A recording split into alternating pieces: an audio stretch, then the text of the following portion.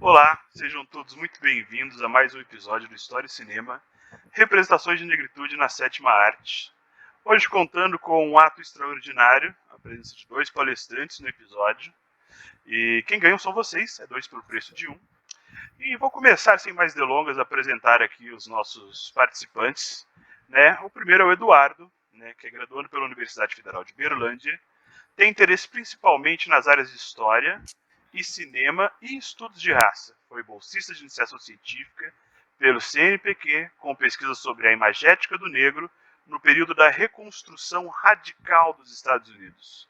Atualmente pesquisa para monografia sobre a representação do negro no cinema hollywoodiano. O segundo é o Pedro, colega de grupo de pesquisa, graduando pela Universidade Federal de Berlândia e que tem por interesse as temáticas relacionadas com narrativas literárias de caráter voltado para identidades nacionais, que é um tema que eu particularmente adoro. Benedict Anderson é boa dica para quem quer estudar, e políticas no campo da história cultural. Ele possui um texto de iniciação científica com o tema de estudos da literatura de cunho trágico e busca por identidades no contexto colonial na região da África subsaariana. Defender em outubro de 2020 a sua monografia, parabéns Pedro, com o título O Rastro do Armatão, Gerações em Conflito na African Trilogy, em Chinua Achebe, 1958-1964. Pedro Eduardo, sejam todos muito bem-vindos mais uma vez aqui. Boa tarde, Magno. Boa tarde a todos. E obrigado pelo convite. Fico muito feliz de ter sido chamado e lembrado por isso. Valeu. Também estendo aqui os meus agradecimentos para todos. Magno, bom revê-lo. Eduardo também, colega de graduação em pesquisa. Estamos juntos mais uma vez para falar desse momento interessante que a gente uniu as nossas forças aqui. Eu agradeço. E agradeço também a presença de todos que estão aqui nos acompanhando. Obrigado. Excelente. Então, antes de a gente começar com as perguntas, aquela coisa mais pragmática, eu queria que vocês falassem pra gente de como que é o balanço entre a vida cotidiana e a vida de um estudante, pesquisador, ter que lidar com esse médio entre pesquisa e ser, que é sempre algo à parte, é sempre um pouco complicado, porque a graduação em si já não é uma coisa muito fácil. Mas eu queria que vocês falassem pra gente um pouco sobre essa jornada, como que é essa lida cotidiana. Então, eu vou começar. Pode ser, Pedro? Claro. Então, eu vou tentar resumir mais ou menos qual foi a minha trajetória acadêmica até chegar nas pesquisas que terminei e estou desenvolvendo. Eu comecei a me aproximar da pesquisa quando eu tive que fazer um artigo para uma disciplina de América. E foi ali que, dentre os recortes que eram limitados, eu não tinha uma vasta... Eu tinha o recorte da América, com exceção do Brasil, e num determinado período. E ali eu fui por exclusão, porque eu tinha uma dificuldade muito grande com a língua espanhola, e resolvi tentar me aventurar no que teria que ler em inglês, ter uma bibliografia maior em inglês, que foi os Estados Unidos. E aí, nesse primeiro momento, eu estudei... Eu não tinha muito... Estava no terceiro período, não tinha um repertório muito grande, então eu escolhi estudar As Bruxas de Salem, no filme As Bruxas de Salem, porque tentei ligar ali a cultura que eu gosto muito e a minha paixão que eu tenho pelo cinema com alguma temática que caberia naquele recorte. Daí eu segui a graduação, fazer a segunda disciplina de América, que também tinha essa mesma abordagem de fazer um artigo sobre o recorte geográfico e recorte de tempo, né? E aí eu já me aproximei mais do que eu estudo agora, que foi ali que eu comecei a estudar, me ter uma relação maior com os estudos de raça, que eu resolvi estudar o filme do Django, do Tarantino, entender as relações de raça. Naquele recorte tinha mais a ver com a escravidão diretamente, tinha uma pesquisa mais rasa, não tão embasada ali, não tinha um aprofundamento tão grande na área do história de cinema ainda. Então, foi mais um trabalho em relação ali com a escravidão, como ele faz essa ligação com o presente, etc. Inclusive, a minha monografia veio daí, mas tem uma roupagem diferente. E foi nessa trajetória que eu fiz captação na Palestina, que aí eu fui ter o contato com a IC, que ela me chamou para ser orientando dela, e desde aí eu fiz uma IC voluntária, e depois fiz nos últimos semestres a IC com bolsa do CNPq, estudando a imagética do negro a partir de uma ferramenta muito boa dos Estados Unidos, que é a Biblioteca do Congresso Nacional, que é um acervo imagético, documental sobre os Estados Unidos. E sobre, tipo assim, é um acervo, um apanhado de documentos que o governo dos Estados Unidos juntou no site, você tem um acesso online de graça, etc.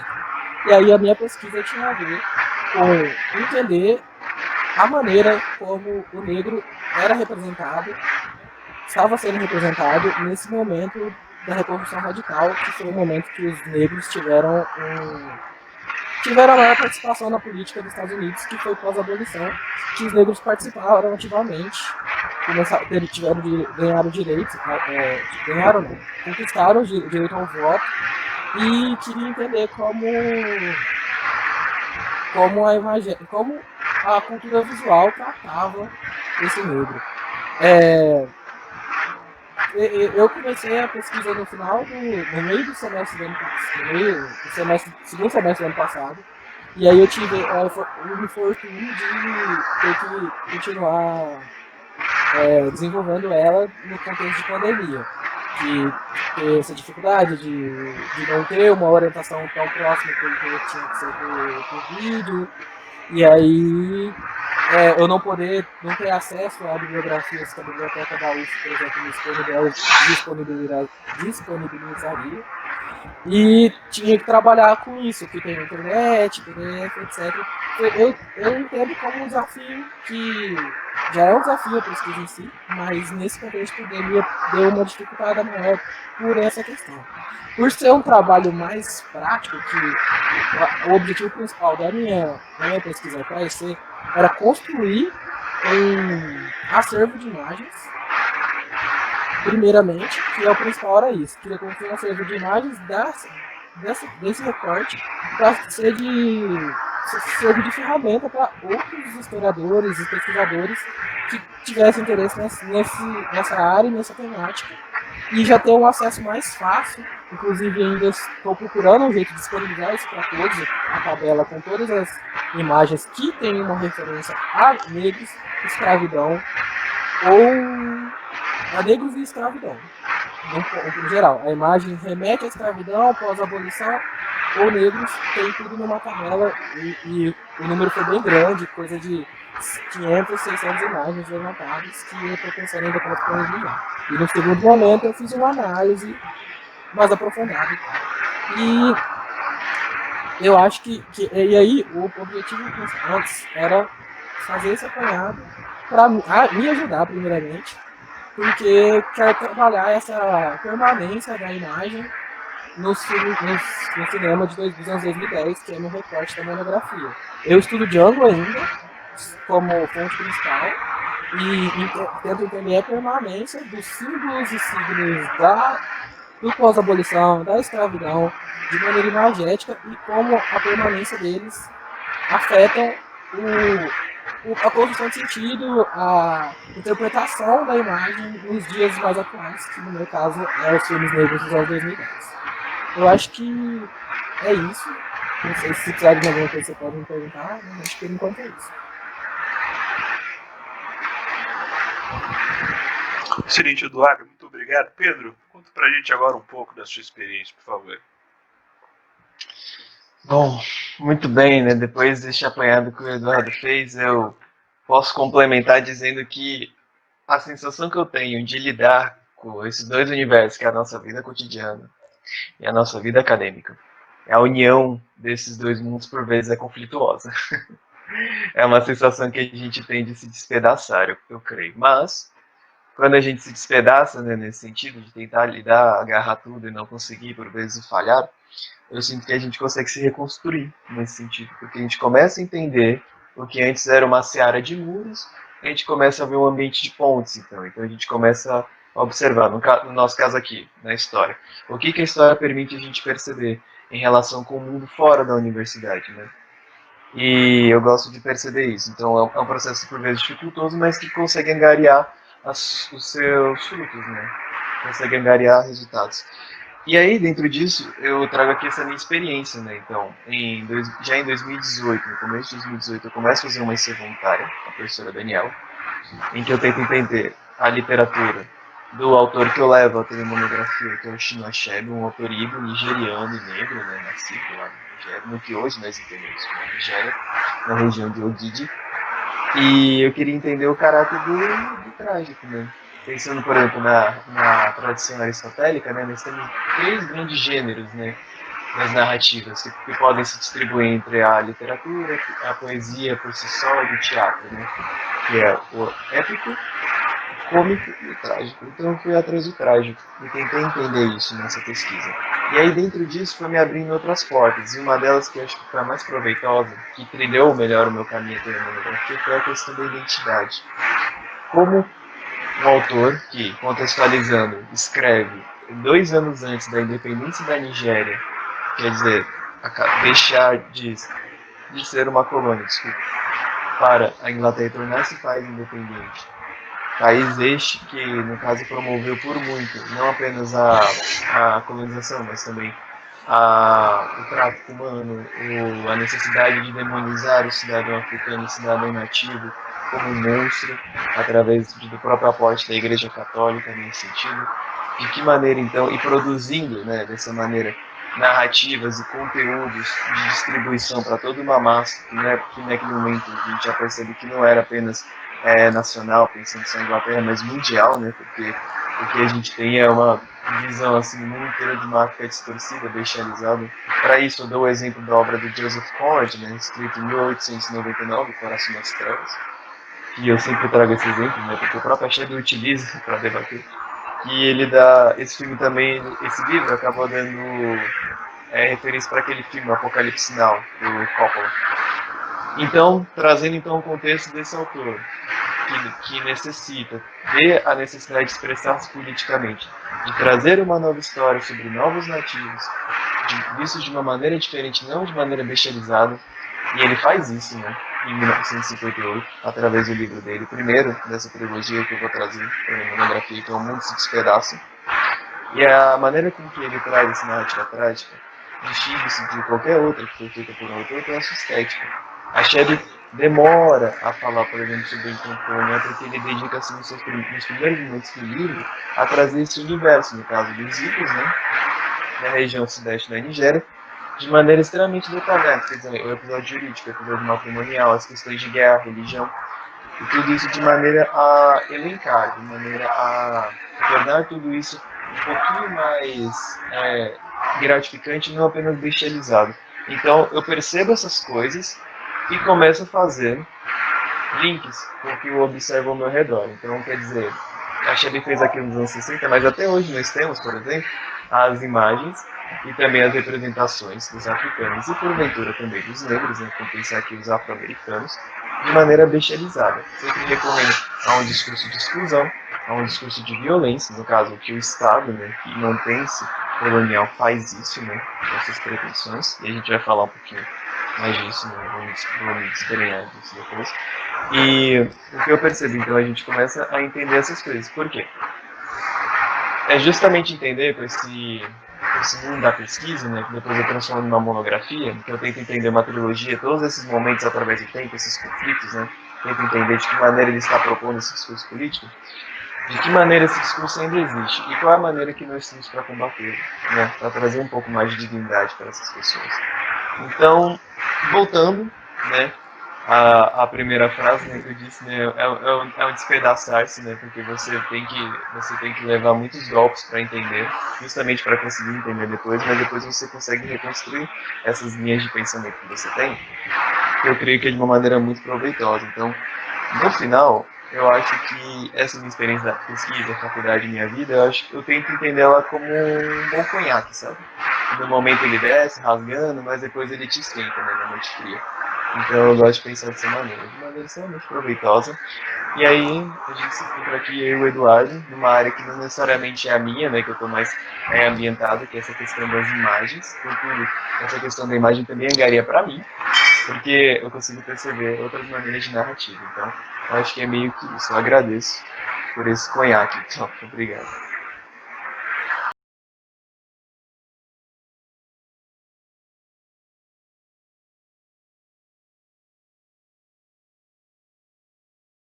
Bem, então depois dessa pequena interrupção, vamos lá, né? Fazer a primeira pergunta para vocês. Mais uma vez, queria agradecer a presença de vocês para estarem aqui comigo nesse sábado quente de meu Deus. E eu queria perguntar para vocês, na verdade não é nenhuma pergunta, é mais um pedido, né? Porque vocês falassem um pouco sobre o filme Corra e o diretor Jordan Peele, né? Ambos são figuras, né, tanto o filme quanto o diretor, que proporcionaram muito rebuliço nas internets. Então eu queria que vocês falassem um pouco pra gente, para quem nos assiste e nos ouve, para que essa pessoa possa entender, né, no que estamos adentrando aqui. Então, eu vou começar, tá, Pedro? Claro. Então, primeiramente, eu queria falar do diretor, Jordan Peele. Ele é natural de Nova York e o que tem mais interessante falar sobre ele é que ele não começou no gênero do terror.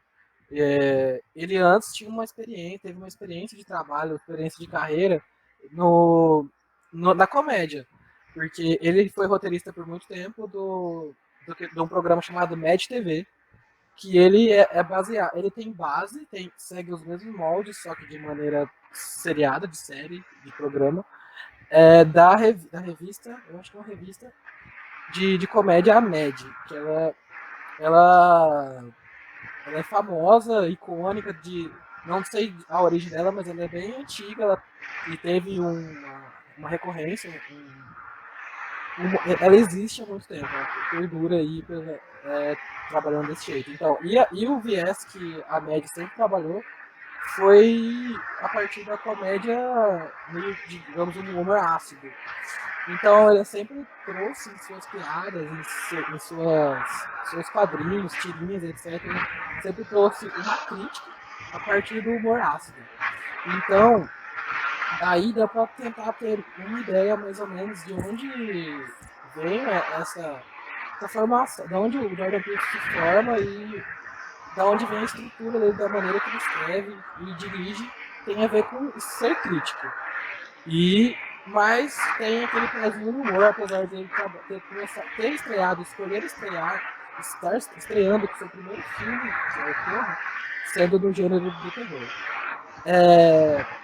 O próprio filme, Corra, ele foi dirigido e escrito pelo Jordan Peele, roteiro original. E ele tem essa pitada um pouco. Ela tem essa pegada de humor que é comum do filme de terror, que é um alívio cômico pra, né, dar aquela aliviada em toda a tensão que o gênero constrói. Né? Então, com o Corra, o Jordan Peele foi indicado a vários prêmios, entre eles o Oscar, o NAACP Image Awards, que é a premiação da Associação Nacional para o Progresso das Pessoas de Cor, que é um grupo ativista dos Estados Unidos, inclusive no presente é o único lugar onde a nomenclatura pessoas de cor não é considerado problemático, pois ela tem um histórico com esse nome. Porque pessoas de cor é considerado um termo problemático nos Estados Unidos. Pejorativo, né? Pejorativo, isso. Só que a associação leva esse nome até hoje como forma de resistência e é o único lugar onde a nomenclatura não é problemática. E também foi indicado ao SAG Awards, que é o Screen Actors Guild Awards, o Critics' Choice Award, que é a escolha do público, a escolha dos críticos, e o Globo de Ouro. Além de muitos outros, mas esses foram os principais. No Oscar, o filme de 2017 foi indicado pelas categorias de melhor filme, melhor diretor, melhor roteiro original e melhor ator por Daniel Kaluuya, que é o personagem principal. Ganhou o Oscar de melhor roteiro original, sendo um feito inédito na história da academia, porque é o primeiro negro a receber um Oscar de melhor roteiro original. em toda a história do Oscar. E então dá pra entender com esses pequenos detalhes no caso, de como o filme teve um impacto, né, na crítica, principalmente, por se tratar de maior parte de premiações, como se diz, técnicas.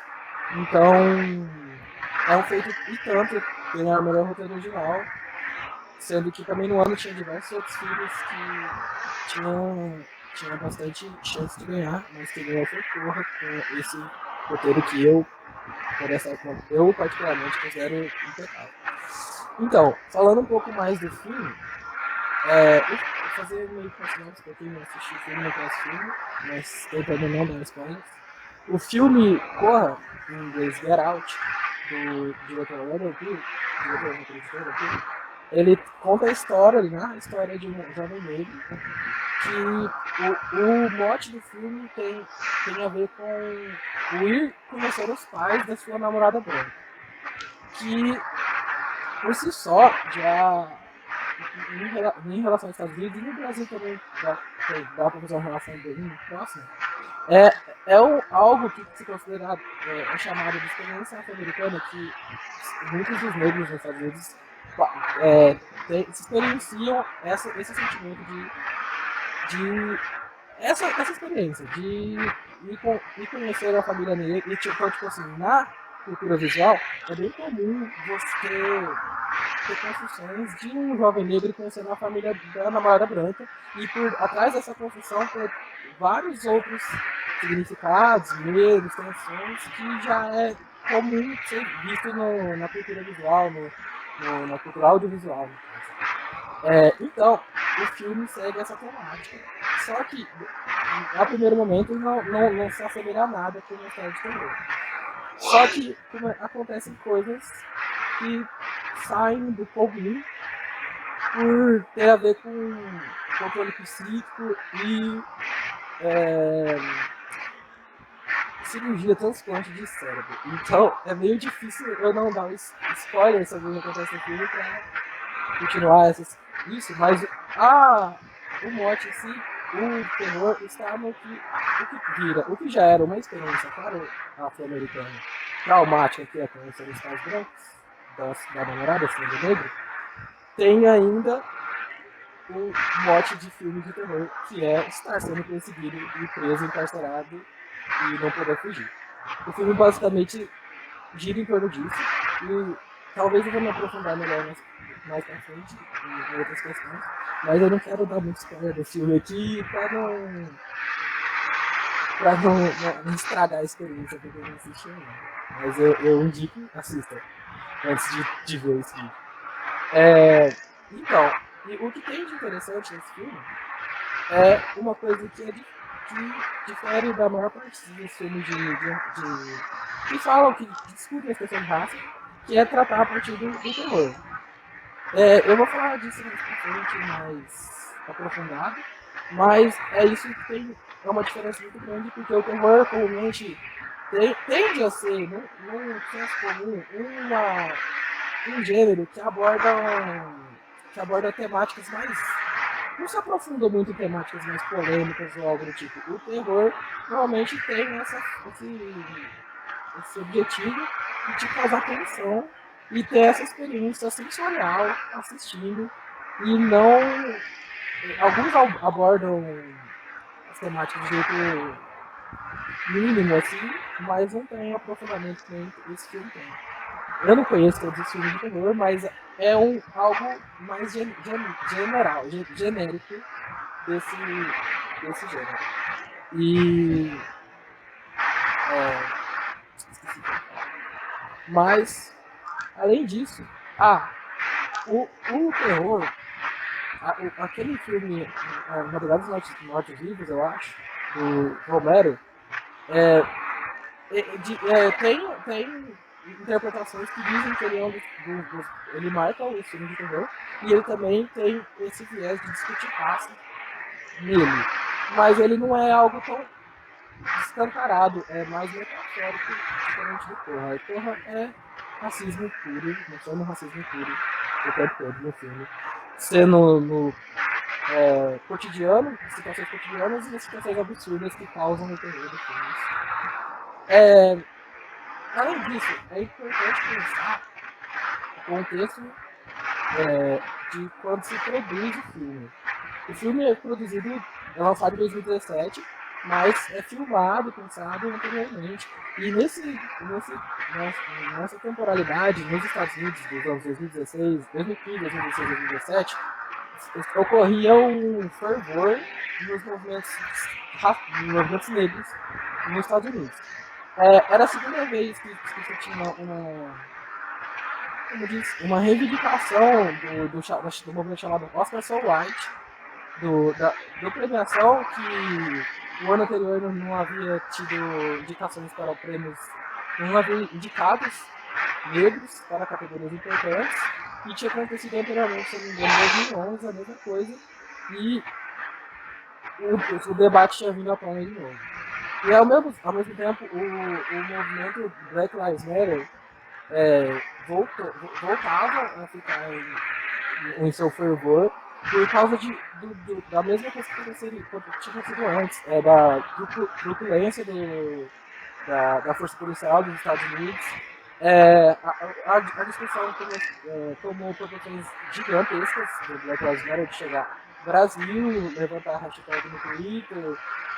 Houve um episódio muito importante na história dos Estados Unidos, que a NFL, que é a National Football League, que é a liga principal de esporte de futebol americano, que é o esporte mais visto pelos norte-americanos estadunidenses, houve uma intervenção por parte de um jogador negro, o Colin Kaepernick, que ele se recusou a cantar o hino e ele fez o movimento do punho enquanto tocava o hino dos Estados Unidos em protesto à truculência policial, etc. Ficou famoso esse episódio, só que ele meio que foi abafado, porque o próprio jogador foi demitido não, ele saiu do time, e ele até hoje, desde 2016 até hoje, faz 4 anos que ele não é convocado por nenhum outro time.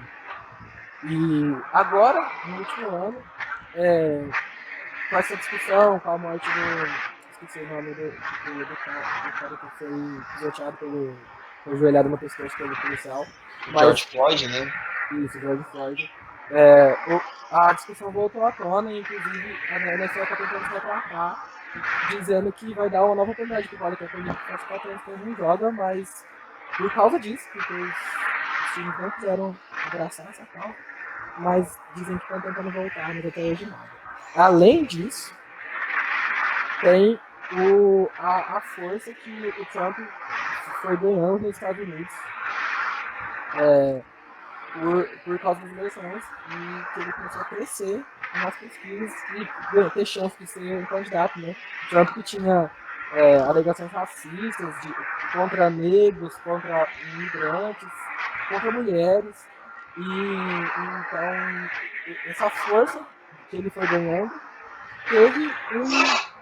causou um rebuliço na população, que também começou a se sentir mais segura para se portar que nem ele, bem parecido com o que aconteceu com o Bolsonaro. Isso do Trump tem uma ligação direta, a força do Trump tem uma ligação direta com algumas escolhas do cineasta nesse filme, que eu falo mais pra frente, mas tem a ver bastante. Ele tem escolhas diretas, escolhas que o Jordan Peele decidiu não fazer por causa da força do ganho, do aumento desse discurso que o Trump apoiava. Agora você pode complementar? Por enquanto, é isso. Eu quero aproveitar então, surfar aqui na crista da onda do Eduardo, e são 3 pontos apenas que eles vão seguindo, né? Que primeiramente é essa coisa do poder desse gênero, né? Esse gênero que não é apenas um gênero cinematográfico, mas também um gênero literário, que é o terror, o horror, enfim. E a sensação que ele traz, né? Porque uma coisa que eu acho muito interessante no Corra é que ele vai então retomar essa discussão sobre o racismo, sobre essa questão do protagonismo negro, através dessa chave do cinema de terror. Cinema este, que se a gente parar a pensar desde anos 70 e 80, como por exemplo os filmes slasher, né, do John Carpenter, enfim, que se parar para ver, né, vendo a história disso tudo, eles eram filmes muito famosos entre os adolescentes porque eles permitiam situações escabrosas, né, pela sociedade. Permitia, por exemplo, nudez numa sala de cinema parcial completa, permitia violência escancarada, né, como por exemplo o Jason, o Fred Krueger assassinar alguém e o sangue ser muito explícito, né. Artistas muito famosos de audiovisual como Tom Savini, por exemplo, se destacam nessas produções, né, e até hoje são lembrados. E também por questão de consumo de drogas, enfim. Então esse terror que começa, ele aparece nesse momento nos Estados Unidos e porventura pro resto do mundo, inclusive no Brasil, de maneira como o cinema que se permite, né? Sem contar também a questão financeira, porque uma coisa interessante nesses filmes, especialmente esses slasher, né? Massacre da Serra Elétrica, Gangue de Sádicos, o Fred Krueger, como eu bem falei, né? Que é A Hora do Pesadelo, o Jason, com Sexta-feira 13, eles são filmes que você observa que é um orçamento pequeno, contudo eles conseguem bilheterias muito grandes. Então esse mundo mercadológico do terror ele explode, né, nesses anos 70 e 80. Então, concordando com o Eduardo, eu observo então que o Jordan Peele faz uma roupagem totalmente diferente. É um terror assim que o verdadeiro vilão, assim, o verdadeiro antagonista, o algoz, ele não é um monstro, não é um demônio, não é um alienígena, não é uma criatura que foi incomodada no túmulo, é o racismo. O grande vilão é esse. Para mim, o terror está no racismo que o filme ele escancara. E essa palavra que o Eduardo traz é muito boa, né? Do escancaramento, né?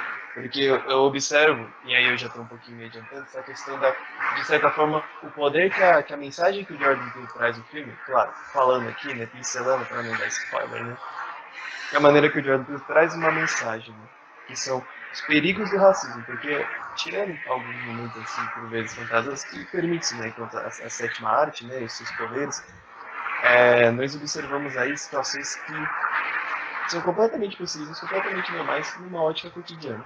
No caso, como o Eduardo já falou, há os momentos onde o racismo ele ocorre de maneira muito perceptível, muito jogada na nossa cara. Justamente, talvez, para conscientizar, talvez, aquele cidadão branco, de classe média, que tenta se afastar das pessoas por achar, por vezes, que não leva a nada, que, usando aquele termo pejorativo que a gente usa aqui no Brasil, né, o mimimi, né, entre aspas, e aí ele começa a conscientizar-se através dessa chave desse terror. E aí a gente chega então na mensagem política, né, do Jordan Peele, que ele se posiciona tranquilamente e diretamente na obra dele, da mesma maneira que ele fez com outras obras como Us, né, que também surgiu no ano passado, em 2019. E eu observo mais ou menos que isso, né? Então eu sinto que é de certa forma um terror meio revolucionário, né? Porque é escancarado. O Eduardo traz o exemplo do George Romero, né? Com A Noite dos Mortos Vivos de 1968. Eu concordo com a afirmação dele, porque no final, através do protagonista, que também é um homem negro, e também não vou dar spoilers, né? Justamente tentando haver essa coisa da falta de distinção sobre o que é humano e o que não é, e isso permite a violência. Eu observo então que o Peele ele faz isso, né, de uma maneira assim, ele traz uma nova roupagem, ele revoluciona dessa maneira. Então, está aqui, para você espectador, você vai ver agora que o grande terror não é um monstro, e necessariamente são pessoas tomadas pelo sentimento do racismo, que está enraizado não só nessas pessoas, mas na sociedade. Né? Então, era isso que eu queria comentar. De maneira assim, e surfando no que o Eduardo falou, que eu acho que ele se colocou muito bem. Bem, eu acho muito interessante, realmente uma análise pontual. Geralmente o terror ele tende a ser, quase que previsível. É uma narrativa bastante previsível, né? Você já espera os momentos de tensão, os momentos do gore, até mesmo a fonte do terror já é previsível, já é bastante batida, eu diria, saturada. Né? E aproveitando para continuar aqui o nosso papo, eu reli o trabalho de vocês do ano passado, do Simpósio Nacional de História e Imagem. Tem nas internets, podem procurar, vocês conseguem achar o trabalho dos dois, um excelente trabalho, né? E vocês deixam evidentes, lá no trabalho de vocês, que vocês lidam, com como o agenciamento das imagens, no caso do filme, permite para vocês, o pesquisador, entender, a persistência, a continuidade, a permanência do racismo nos Estados Unidos, né? Vocês poderiam falar para a gente um pouco sobre isso? Você quer falar inverter e falar primeiro agora, Pedro? Pode ser, eu vou falar um pouquinho aí, você pode ir me interrompendo se você quiser. Bem, sobre essa questão do agenciamento das imagens, né? Então a gente faz um movimento racional, por vezes, que é essa coisa de selecionar os momentos, né, através ali do jogo das cenas e tudo mais, e observar de que maneira está colocada ali a construção daquele momento, daquela imagem, né? É uma coisa que eu aprendo, assim, com essa questão da história e imagem, e percebendo, assim, como uma pessoa que é um pouco de fora, que está, por exemplo, na questão da história e da literatura, é que a imagem ela permite uma leitura que para nós muitas vezes ela é muito sutil, porque a gente tem essa tendência de associar a leitura justamente com algo que está escrito de maneira composta apenas por palavras, né? Quer dizer, ler um livro. Então está muito claro, o verbo ler está associado necessariamente ao livro, ou o que quer que seja numa cultura escrita, impressa, digital. O campo imagético, ele também promove as suas leituras. E elas são possíveis de ser feitas mediante um olhar assim treinado para isso, um olhar atento. A gente gosta de brincar e dizer assim de um óculos, né? Pegando ali do latim, né? Um óculos, uma visão, né, treinada para tal, né? Um óculos metodológico. E por vezes a gente consegue perceber o que então, através desse alocamento da imagem, a gente consegue perceber a mensagem que é colocada ali naquele momento. Como, por exemplo, o momento da uma comoção, um momento de crítica, de posicionamento, de um ataque. Conseguimos perceber isso, né? Conseguimos perceber pequenas questões assim que vão aparecendo no meio desse campo imagético, na construção dessa cena, que também é prevista pelo diretor, de maneira a propor assim questões que vão aparecendo ao longo do filme que vão construindo assim. Eu posso citar um momento que eu acho bastante interessante, que isso carrega assim, né, as intenções de Jordan Peele de maneira muito clara, que é o momento em que ocorre um leilão. Não vou me aprofundar mais do que isso. Contudo, nós temos todos os participantes que são todos não negros, são brancos, caucasianos, eslavos e até mesmo asiáticos participando desse leilão, e todos eles usam em algum momento da sua vestimenta uma peça de cor vermelha. E isso a gente consegue observar. A partir de nós, a partir também dos estudos aqui do Pablo Vilaça também, a gente consegue perceber essa intenção que o Jordan Peele tem de fazer críticas ao Partido Republicano, que por vezes é famoso pelas suas posturas conservadoras e justamente para questões de raça, né? Então, eu acho interessante isso, essa maneira como a gente agencia, claro, utilizando-se da racionalidade do diretor e também da equipe cenográfica que monta nessa cena, a gente traz também, a gente seleciona para poder complementar os nossos argumentos, né? Eu queria fazer Eduardo, só um vai, apontamento nesse análise claro. da cor da roupa.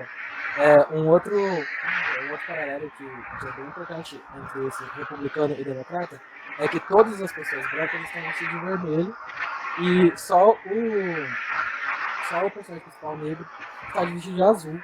E remete também a essa dualidade do Trump e Barack Obama por ser o homem negro e querer mostrar o homem negro do lado dos democratas. Era só isso que eu queria apontar. Pode continuar.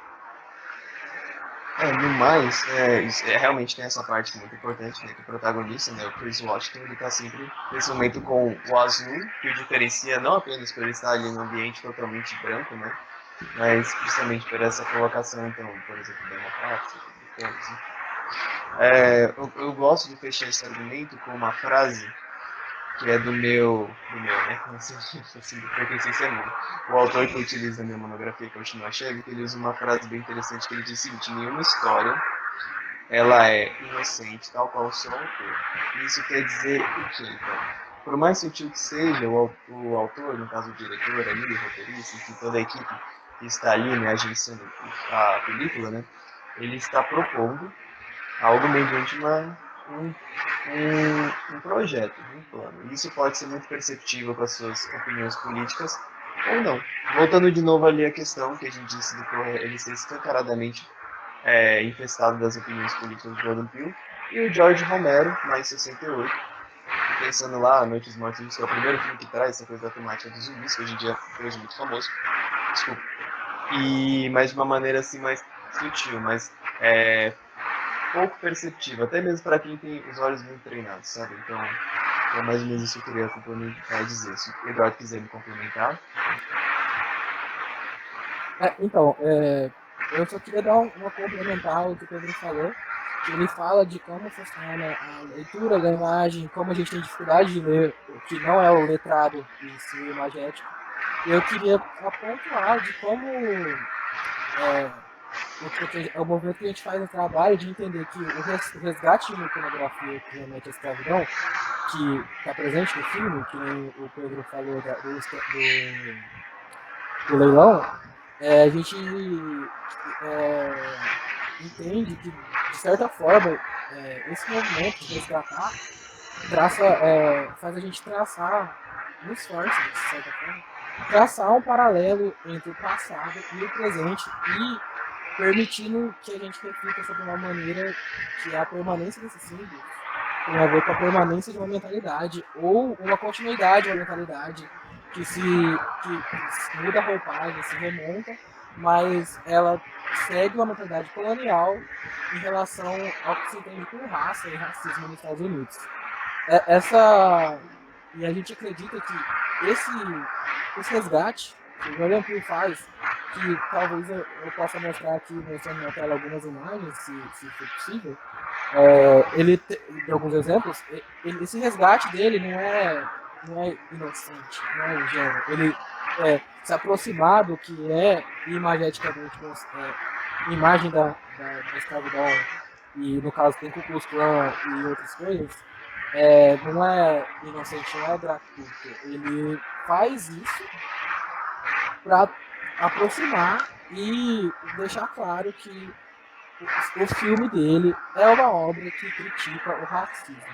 Ele não está só mostrando o racismo, ele está participando. Algo que os historiadores de imagem se têm apego é que o cinema ele não mostra, ele não só realmente reproduz, o cinema ele participa do contexto, né? Ele participa da sociedade. Então, esse resgate, essa volta ao que se retratava anteriormente como algo que remete à escravidão e trazer isso para os anos 2010, é tentar falar algo do tipo, metaforicamente, que, olha, a escravidão ainda existe, talvez não nos moldes originais, mas a relação que se tem entre brancos e negros em relação de raça, ela se estruturou numa escravidão e passa até os dias de hoje com uma estrutura parecida, não semelhante, mas semelhante, só que não a mesma, uma estrutura que tem a ver baseada no racismo. Por enquanto, se Pedro quiser falar mais alguma coisa, eu acho que eu respondi a pergunta do Michael. Acho que é justamente essa coisa, né, Eduardo? É um sistema que ele se adaptou, né? Esse sistema colonial que, porventura, permite o racismo e, e junto disso, o racismo, então, ele vai sobrevivendo, ele vai sendo mantido, né? Ele vai sendo participando de processos de manutenção através do próprio Estado e das instituições, né?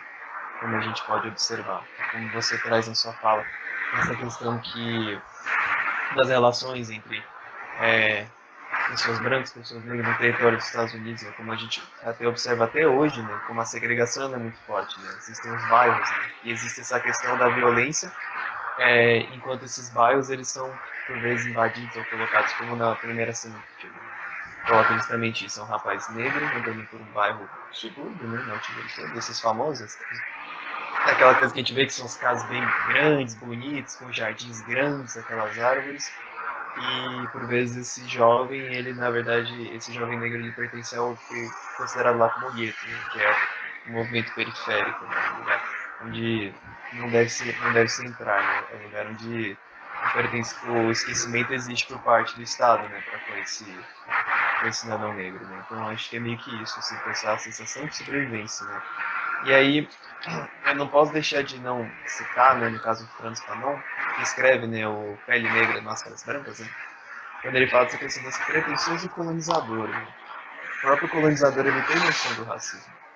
E ele faz de tudo para permanecê-lo, porque quando há o racismo, há essa coisa da disparidade. A disparidade permite controle, permite a noção de propriedade, né. É a sensação que eu tenho em relação a isso, né.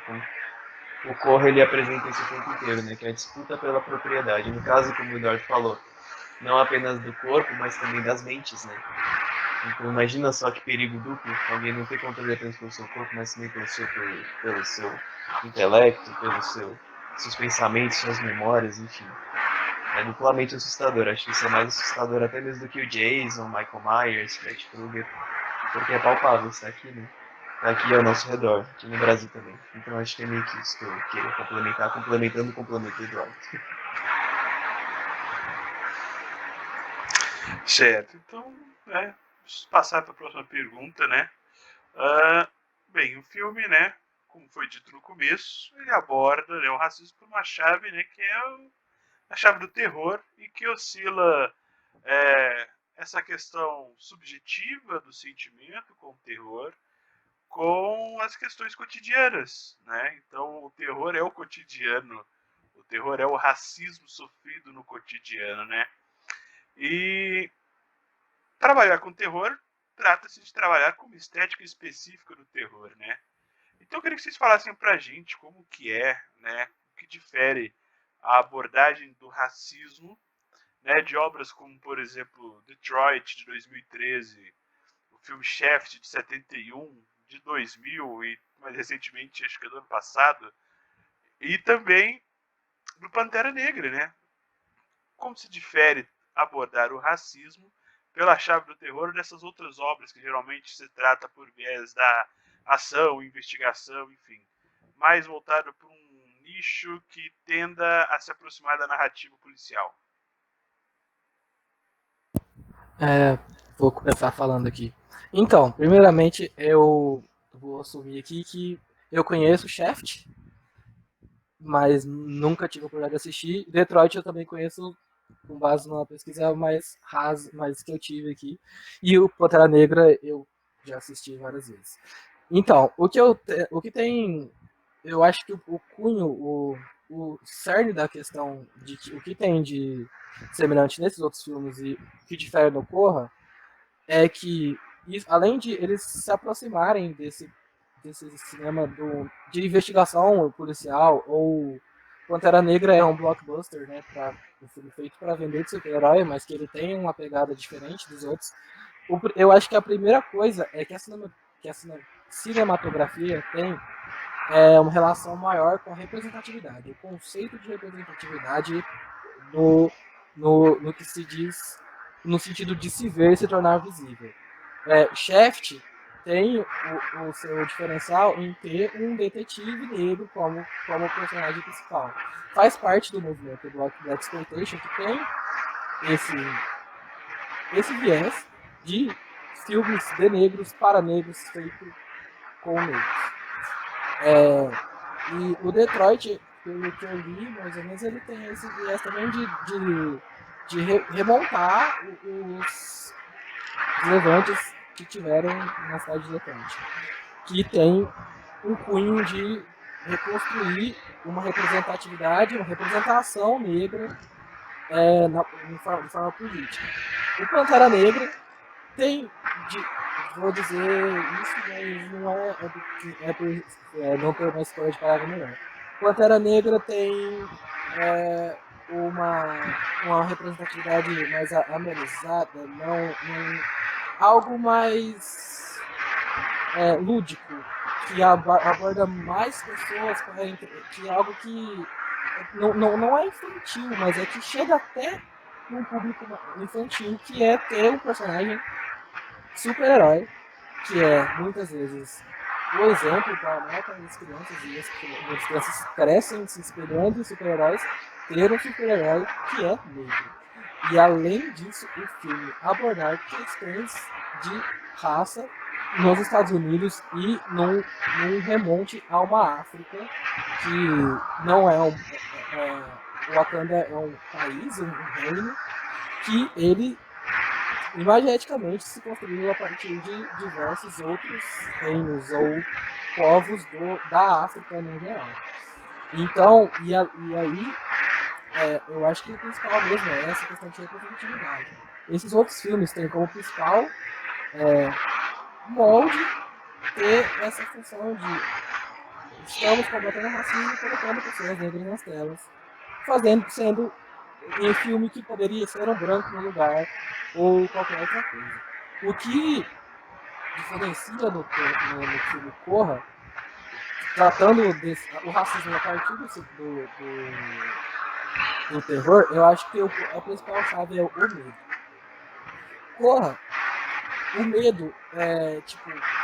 Jordan Peele escolhe o gênero de terror porque ele queria que racismo remetesse ao medo. Ele queria. O objetivo dele tem a ver com aproximar o branco que nunca sofreu racismo do que é sentir medo por ser negro. E também aproximar o negro que sabe o que é ser negro, sabe o que é racismo, e tentar colocar ele como medo que causa empatia. Se uma pessoa branca vendo o negro sendo perseguido, ela teoricamente ela não pensa um cara negro sendo perseguido por ser negro. Mas o filme é literalmente isso. É um negro que foi sequestrado e aprisionado por ser negro. Então as pessoas brancas têm uma facilidade maior de criar a empatia e às vezes pode não perceber, mas é o que fica claro, o que eu estou dizendo. É isso que é ser negro. A gente está em uma constante perseguição, os brancos estão perseguindo a gente, perseguindo metaforicamente, em alguns momentos não metaforicamente, mas o negro sendo perseguido por pessoas brancas, por ser única e exclusivamente por ser negro. Então, como o filme traz isso no literal, e ao mesmo tempo no racismo estrutural, em outras cenas do filme, que tem nos detalhes, o Jordan Peele traz através do medo isso como é ser negro. E é o que acho que diferencia bastante dos outros filmes, que o racismo está sendo tratado ali como um bicho papão. Que de certa forma é. Porque eu acho que essa metáfora do bicho papão é algo que é muito interessante, porque o bicho papão é algo que somente as crianças veem porque elas têm medo, porque os pais não veem o bicho papão. E chamar o racismo de bicho papão tem a ver com os negros ver o que é racismo e muitos brancos não ver o que é racismo, mesmo estando na cara deles.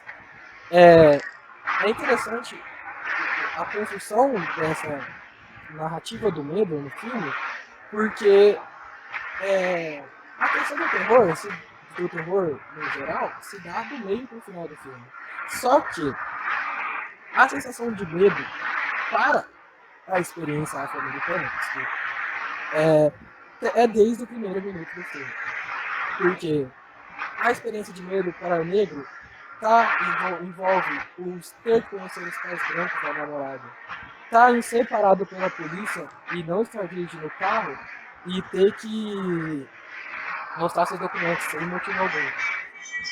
Em perguntar se ele joga basquete bem. O medo tá em tudo isso.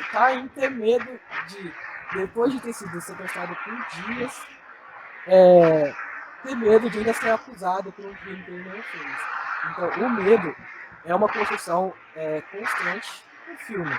Que pode ser que ele só se torne escancarado para alguns outros, uma visão menos treinada, uma visão mais despercebida, a partir do momento que ele vira um prisioneiro, mas o medo é construído o tempo todo. Então eu acho que o mais interessante que torna o filme tão especial é ele trazer o racismo como medo, em todas as formas. O medo óbvio, o medo sutil.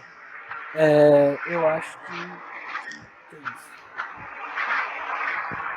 Vou aproveitar então para de novo surfar na onda do Eduardo.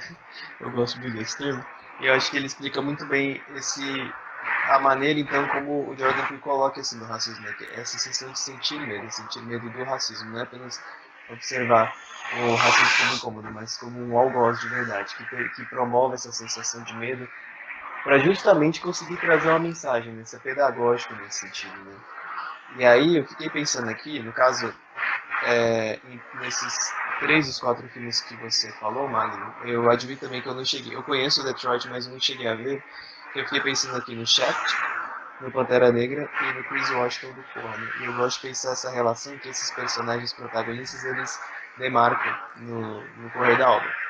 pensando em primeiro momento no Shaft. O Shaft ele é um detetive negro, né? Que, no caso, ele está saindo, então, nesse momento de marginalidade pelas forças da lei, do Estado. Ele faz parte dessa força da lei do Estado, porque ele é um detetive do departamento de polícia, né? E aí tem que resolver uma questão lá no filme, para não dar spoiler. Porque os spoilers estão aqui rodeando a gente o tempo inteiro nessa conversa aqui, né? É um satélite que a gente tem que tomar cuidado. Então, primeiro momento a gente observa no Shaft isso, é aquele que domou e está ali, ele, a voz da lei, ele que vai resolver, ele que não precisa responder, mas o medo ainda existe. Se nós pensarmos em um outro filme, por exemplo, como Infiltrado na Clã, do Spike Lee, ele traz isso também de uma maneira bem interessante, né? Que apesar de ser um agente da ordem, a própria ordem está perseguindo o agente por seu medo. Então esse herói que eu considero intrépido, assim, o herói que vai lá e resolve, talvez um anti-herói, eu gosto de pensar nessa ótica. O Pantera Negra, que é esse herói, né, da Marvel, né, o primeiro herói negro da Marvel, que aí em contrapartida da DC, que é o Raio Negro, né, nós temos esse herói que eu considero que é o herói do progressismo, né, esse herói que, pelo fato dos filmes da Marvel precisarem, né, ter uma faixa indicativa menor para ter um tipo de distribuição cinematográfica maior, para ter mais lucro, eu observo então que o discurso então, ele tem que ser um pouquinho mais, como pode ser, como o Eduardo disse, talvez simplificado, floreado, talvez assim, colocado sob uma ótica que seja perceptível, né? Até para um mais leigo sobre o assunto. Né? Então eu observo que o Pantera Negra ele traz isso, diferente de outros filmes da Marvel, né? Eu acho que ele é um filme consciente, sim. Só que ao invés de fazer um mergulho profundo que o Corra faz, ele dá meio que uma breve uma olhadinha assim na água e volta, sabe? Igual um pássaro marinho. Então a gente tem esse caráter do progressismo mais abordado de maneira assim, mais leve, talvez, de maneira mais rasa. Premeditável para esse tipo de cinematografia, que são os blockbusters, né? Como o Eduardo falou, são os filmes do verão, são os filmes que vai todo mundo, vai os jovens, as crianças, os pais com os filhos, o namorado com a namorada, enfim, de grande circulação. No Corra, a gente chega então justamente naquilo que o Eduardo falou, que é o medo do racismo, tornar o racismo um bicho papão. Então, nisso, a gente tem uma situação de perseguidor e perseguido. O racismo perseguindo o Chris Washington, que é o protagonista do tempo. E aí a gente chega nesse arquétipo do herói sobrevivente. O herói que não necessariamente precisa derrotar algo, ele precisa sobreviver a uma experiência. E isso, no caso, vai se passando por toda a narrativa. Sentir-se enclausurado, sentir-se vendido, sentir-se num processo ali de animalização, de torná-lo um objeto permissível, desculpa, de ser comercializado, então e usado, e isso dá a chave para a violência, como eu observo. Então eu observo meio que a maneira como esses personagens eles se enquadram nessas narrativas diferentes, e de que maneira eles agem. Temos o Shaft utilizando do caminho da lei e também do caminho próprio, o Pantera Negra, que tenta se utilizar do caminho do progressismo, né, como ele próprio fala no filme, não criar muros, criar pontes, né, impossível, e ainda ser questionado pelo próprio vilão, que por vezes acho que ele traz questionamentos bem mais interessantes que o próprio herói, né? Sinceramente. E aí nós temos o Chris Washington ali, sendo o sobrevivente da narrativa. O herói porque ele sobreviveu. Então eu acho isso bem interessante.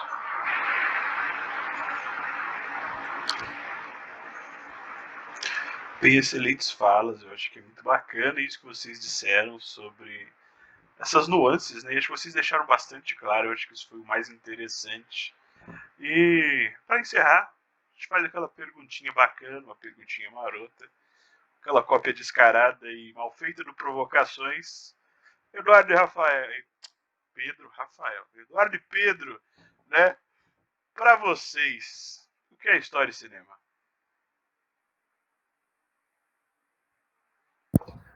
Você quer responder primeiro ou eu, Pedro? Pode ficar à Acho que eu vontade. vou tentar então aqui, tá bom? Lembrando, né, como sempre, que eu não sou necessariamente da área da história do cinema, da história imagética. Viu? No caso, eu consigo conversar com o Eduardo e com a literatura porque eu me preocupo muito com essa coisa da história e das narrativas, né? Isso que me chama muita atenção e que me é muito caro, né? Eu gosto de pensar a história e o cinema como participante, sim, como o Eduardo bem diz, de qualquer movimento, né, social, porque ela também tem as impressões digitais de um ser humano, que também é um ser humano político, que tem as suas provocações, tem as suas complexidades, tem os seus problemas e que precisa trabalhar mediante uma ótica, através do seu trabalho, da sua expressão artística.